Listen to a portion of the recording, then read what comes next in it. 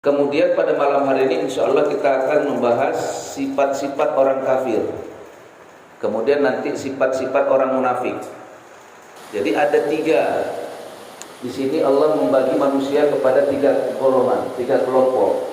Orang yang beriman, orang kafir, dan orang munafik. Sebenarnya ini bukan orangnya, sifat sebenarnya. Kita lebih cenderung ini sifat. Kenapa? Secara wujud sama, Pak. Secara wujud sama. Orang kafir, orang beriman, orang kafir sama orang munafik itu wujudnya sama. Telinganya sama-sama dua, matanya sama-sama dua, mulutnya sama-sama satu, ya, sama.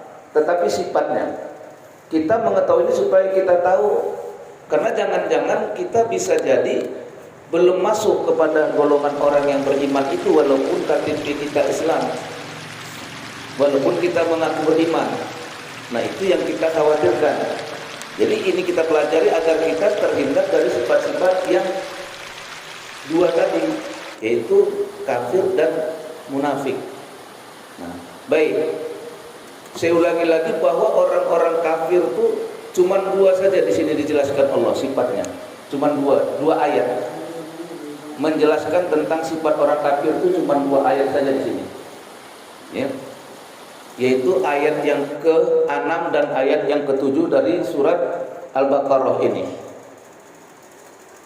Kata Allah, innal ladzina kafaru sawa'un 'alaihim a andzartahum am lam tundirhum la yu'minun. Sesungguhnya orang-orang kafir itu sama saja bagi mereka. Diberitahu atau tidak diberitahu, mereka tetap tidak akan beriman. Jadi lawan iman itu kafir. Kalau dia tidak beriman berarti kafir. Kalau dia kafir berarti tidak beriman. Itu maknanya di sini. Bagi orang-orang kafir itu sama saja. Kamu beritahu, kamu beri nasihat, kamu beri pelajaran atau tidak, sama saja. Mereka itu tetap tidak akan beriman. Ya. Jadi lawan kafir itu iman. Kalau dia beriman pasti tidak kafir. Kalau dia kafir pasti tidak beriman. Nah, jadi orang kafir itu sama saja, dikasih tahu atau nggak dikasih tahu, dinasehati atau tidak dinasehati, sama saja. Jelas dia berbuat salah, dinasehati atau nggak, tetap dia. Kenapa? Kenapa mereka itu sama saja, dikasih tahu atau tidak dikasih tahu, sama saja mereka tidak akan beriman? Artinya mereka tetap dalam kekafirannya. Mau dikasih tahu, mau tidak dikasih tahu, orang beriman mengasih tahu kepada dia, dia tidak akan peduli. Kenapa? Kenapa tidak merubah dia? Khatamallahu ala qulubihim.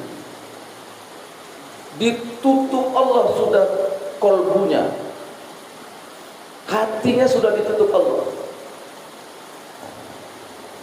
Orang itu bisa menerima kebaikan itu kalau hatinya belum tertutup. Maka ada hati yang tertutup, ada hati yang terbuka. Ada hati yang sakit, ada hati yang sehat. Ini macam-macam hati. Ada hati yang hidup, ada hati yang mati. Nah, ini macam-macam hati ini, Pak. Kalau kita bicara hati, kita soalnya bicara hati. Ini orang kafirnya bukan sakit lagi hatinya. Sudah tertutup pintu hati. Kalau sakit dikasih obat masih ada harapan sembuh. Kalau sakit, Pak, dikasih obat masih ada harapan sembuh. Ini ibaratnya orang sakit nggak mau minum obat. Ini ibaratnya begitu. Sudah khatamallahu, sudah tutup Allah pintu hatinya. Nauzubillah, jangan sampailah kita dan keluarga kita, anak keturunan kita sampai masuk pada ini. Khatamallahu ala qulubihim, ditutup Allah pintu hatinya. Ini kalau sudah begini, jangankan kita kasih tahu sama dia yang baik. Melihat orang berbuat baik pun dia tak suka. Ini kalau sudah sifat kafirnya ada di dalam diri seorang. Bukan sekedar dia tidak mau berbuat baik, melihat orang berbuat baik pun dia tak suka. Bukan sekedar dia bisa menghindarnya, malah perbuatan itu karena udah terlalu biasa. Biasa. Biasa perbuatan maksiat itu. Kayak kemarin sudah saya jelaskan ya. Bukan di sini. Masalah 3 tingkat nafsu. Nafsu yang paling rendah itu nafsul amarah. Naik dia nafsul lawamah. Ya. Naik dia lagi nafsul mutmainnah. 3 tingkat nafsu. Di nafsul amarah ini, ya, nafsu yang memimpin dia, perbuatan jahat itu sudah jadi perbuatan baik sama dia. Jangankan berbuat baik, menengok orang berbuat baik pun dia tak suka. Melihat orang berbuat baik dia pun benci. Melihat orang sholat dia pun benci. Melihat orang baca Quran dia pun tak senang. Masya Allah, ini khatamallahu ala qulubihim. Ada orang Pak, dia belum berbuat baik, tapi melihat orang berbuat baik senang. Ada tuh dia nggak sholat, memang dia belum sholat, tapi nengok orang sholat, kapan ya aku bisa kayak gitu? Ah, ini belum khatamallahu ala qulubihim, belum ini, Pak, belum ini. Ini masih alhamdulillah ini. Kalau dalam tingkat nafsu ini masih masuk nafsu lawamah. Dia berbuat maksiat tapi ada penyesalan. Itu nafsu lawamah. Belum berbuat baik tapi dia bercita-cita mau berbuat baik dan dia suka nengok orang yang berbuat baik. Ah, ini nafsunya udah meningkat, nafsu lawamah. Ada yang begini Pak, ada. Ada ya? Ada. Dia belum sholat tapi suka nengok orang sholat. Dalam hatinya kapan aku bisa kayak dia? Ini nafsu lawamah. Ini belum khatamallahu ala qulubihim. Tapi kalau udah khatamallahu ala orang yang di masjid, yang di musola pun dimusuhi. Ini khatamallahu ala qulubihim, hati-hati. Kalau mati dalam keadaan kayak gini, plong, neraka jahanam. Ini jangan sampai. Ada kita memang belum masuk ke musola, belum masuk ke masjid, tapi kita suka dengan orang yang ke sana. Ini masih ada harapan, Pak. Dekat harapan. Jangan sampai ini. Ini seperti orang kafir nih. Kalau soal manusia ada salah, kita di dalam tasawuf itu bukan disuruh melihat salah orang, salah kita. Tidak ada manusia yang nggak punya salah, tidak punya silap itu tidak ada. Tapi kita ini selalu lebih cerdik, lebih pintar mencari salah orang. Nampak yang sekecil-kecilnya bagi kita. Orang memang kita cari-cari, enggak usah kita cari pun dosa orang tua ada, salah orang tua ada. Coba kita berpikir, saya apakah sudah lebih? Maka kata Nabi, apa kata Nabi? Orang yang beruntung itu adalah orang yang senantiasa mencari kesalahan dirinya, melupakan kebaikannya. Itu orang beruntung. Sementara orang yang paling rugi itu adalah orang yang selalu memandang dirinya baik, ya kan, dan melupakan keburukannya. Lupa. Dan di bagian hadis yang lain kata Nabi, orang yang beruntung itu orang apa? Orang yang memandang orang lain lebih baik daripada dia. Bukan sebaliknya. Dan orang yang merugi serugi-ruginya ketika dia memandang dirinya lebih baik daripada orang lain. Berapa banyak kita punya sifat seperti ini.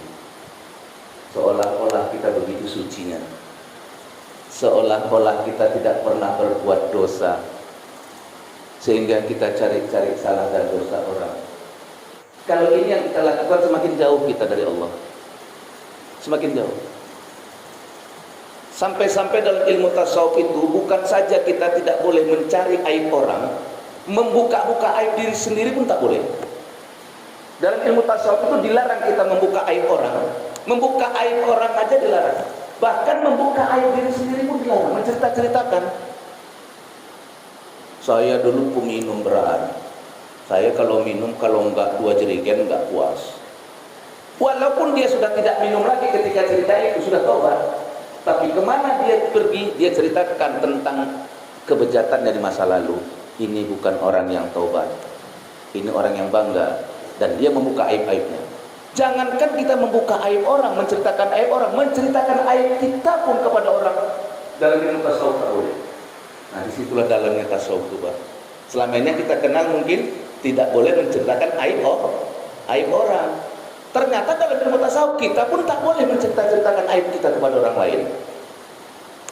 Karena salah-salah kita menceritakan itu bangga. Kalau uak dulu, kalau cewek uak enggak tanggung. Kalau macam-macam bini kau tuh tak ada apa-apanya lah sama uak. Kalau uak dulu model-model kopi gua cewek uak. Bangga dia. Perempuan yang kayak mana yang nggak pernah uak cewek ini? Dia memang sudah tidak lagi berbuat itu, tapi dia bangga dengan itu. Ini tidak boleh juga. Maka sampai khatamallahu ala qulubihim, ditutup Allah. Ditutup Allah hatinya. Kemudian apa lagi? Khatamallahu ala qulubihim wa ala sam'ihim, pendengarannya, samanya, pendengarannya pun ditutup Allah. Tak sampai aja sama dia. Apa maknanya di sana ditutup Allah? Telinga tuh tak bisa lagi dengar kebaikan. Enggak betah telinga tuh mendengar kebaikan lagi. Itu maksudnya, bukan peka dia, bukan. Khatamallahu ala wa ala sam'ihim ini, ditutup Allah pendengarannya, bukan berarti dia jadi bolot, bukan berarti peka. Dia mendengar, tapi yang dia dengar itu semuanya yang negatif aja, yang jelek aja. Nah, itulah makna sudah ditutup Allah pendengarannya. Kalau yang baik tak terdengar dia begitu, azan tak terdengar dia begitu, cerita agama ini nggak terdengar dia lagi tuh, taklim agama ini tak terdengar dia lagi tuh. Tapi kalau gosip gampang kali dia mendengarnya, paling suka kali itu. Ini makna sudah ditutup Allah pendengarannya. Jadi kalau kita selalu mendengar yang begitu-begitu daripada mendengar yang baik, awas juga kita, hati-hati gitu. Ditutup Allah pendengaran itu maknanya cenderung mendengar kepada yang jelek, cenderung mendengar kepada yang tak baik, cenderung mendengar fitnah daripada nasihat. Ini ditutup Allah telinga, pendengarannya ditutup Allah, bukan telinganya. Sam'ihim itu lebih maksudnya di situ kepada pendengarannya, bukan telinganya, pendengarannya. Telinganya ada, sehat telinganya, nggak ada sakit. Tapi yang enak didengar itu apa? Tetap yang negatif, tetap yang buruk, tetap yang jelek. Kemudian lagi, wa ala absarihim, ya. Yang berikutnya itu mata. Sama kayak telinga tadi. Kalau dengar ngaji tak tertarik sedikit pun. Kalau nonton TV tahan dia sampai jam 12 malam. Kadang jam 1 malam. Tahan tuh. Tapi kalau dengarkan taklim nih yang setengah jam 40 menit itu berat. Mata tak mampu lagi. Bukan tak mampu, tak mau, tak suka lagi. Masya Allah. Ditutup Allah. Inilah dua ayat tentang sifat-sifat orang